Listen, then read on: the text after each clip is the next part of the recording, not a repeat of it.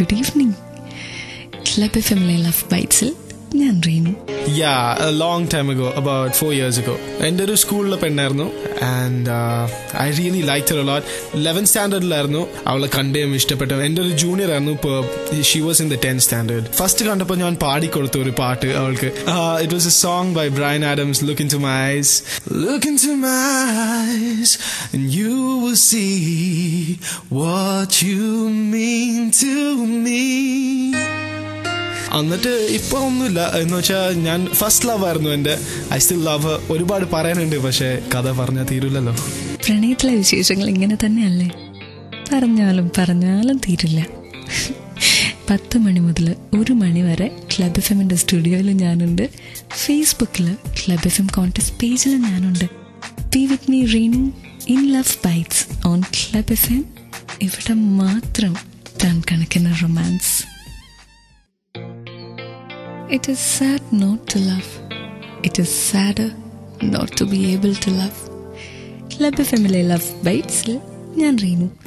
ചൊവ്വാഴ്ച നിഖിൽ മാത്യൂസ് നമ്മുടെ അടുത്ത് സംസാരിക്കാൻ വന്നപ്പോൾ മീരൊരു മെസ്സേജ് അയച്ചിട്ടില്ലായിരുന്നു? 6 മാസമായിട്ട് ഒരാളുമായിട്ട് പ്രണയത്തിലാണ്, ഇപ്പം അയാളെ കല്യാണം കഴിക്കാമെന്ന് പറയാമെന്ന്.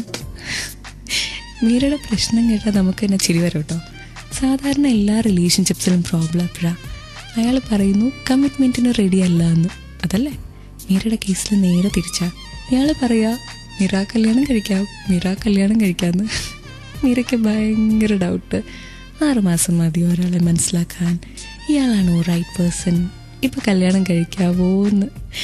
ഫേസ്ബുക്കിൽ ക്ലബ് FM കോൺടെസ്റ്റ് പേജിൽ റീനു ഒരു ചോദ്യം ചോദിച്ചോട്ടെ? ചോദിക്കുക, പെൺകുട്ടികൾക്കാണോ ആൺകുട്ടികൾക്കാണോ ഒരു റിലേഷൻഷിപ്പിലാകാനായിട്ട് പേടി?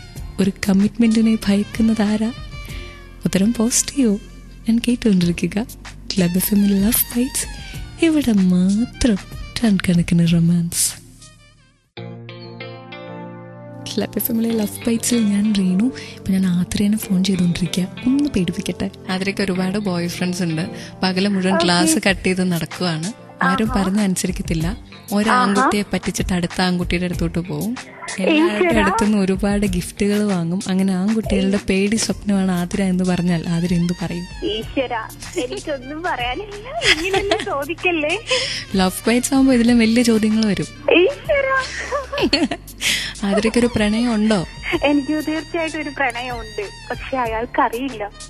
ഇതുവരെയായിട്ടും അയാളോട് ഞാൻ പറഞ്ഞിട്ടില്ല. എല്ലാം കളഞ്ഞില്ലേ?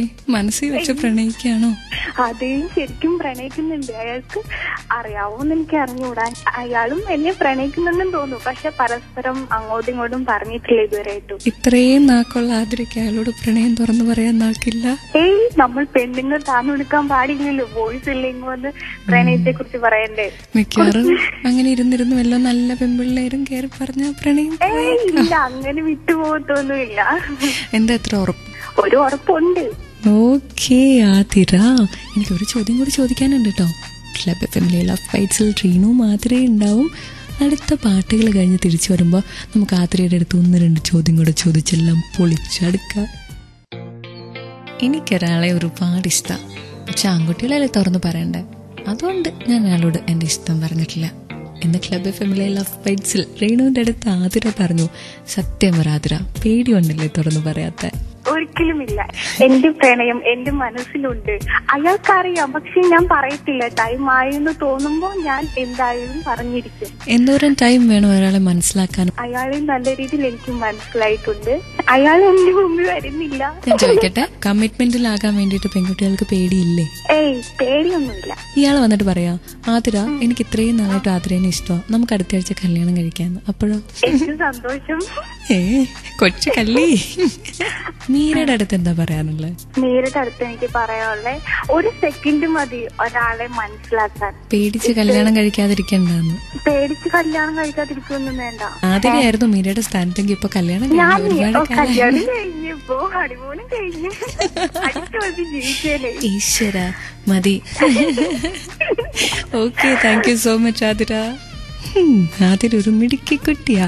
ഇതുപോലെ ക്ലബ് FM-ലെ ലവ് ബൈറ്റ്സിലേക്ക് വിളിക്കൂ, ഒരു അഭിപ്രായം പറയൂ. മെസ്സേജ് അയച്ചാൽ മതി 56070 ഫോമാറ്റ് ക്ലബ് FM സ്പേസ് നിങ്ങളുടെ message and stay tune to love bites on club FM. ഇവിടെ മാത്രം ടൺ കണക്കിന് റൊമാൻസ്. സമയം 11 മണി കഴിഞ്ഞു. ക്ലബ് FM-ന്റെ ഈ സ്റ്റുഡിയോ റൊമാൻറ്റിക്ക. കാരണം ഇത് ലവ് ബൈറ്റ്സിന്റെ സമയമാണ്.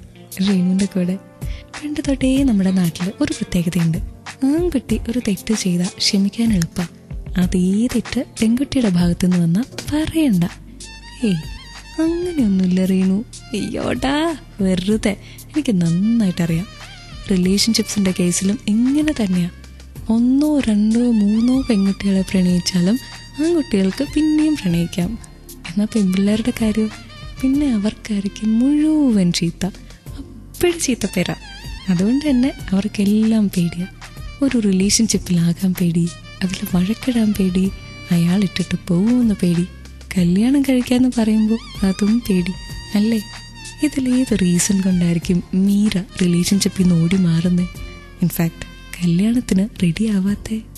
നിങ്ങളുടെ ഒപ്പീനിയൻ ഒന്ന് സെൻഡ് ചെയ്യോ 56070 ഫോർമാറ്റ് ക്ലബ് FM സ്പേസ് നിങ്ങളുടെ message and stay tune to love bites on club FM.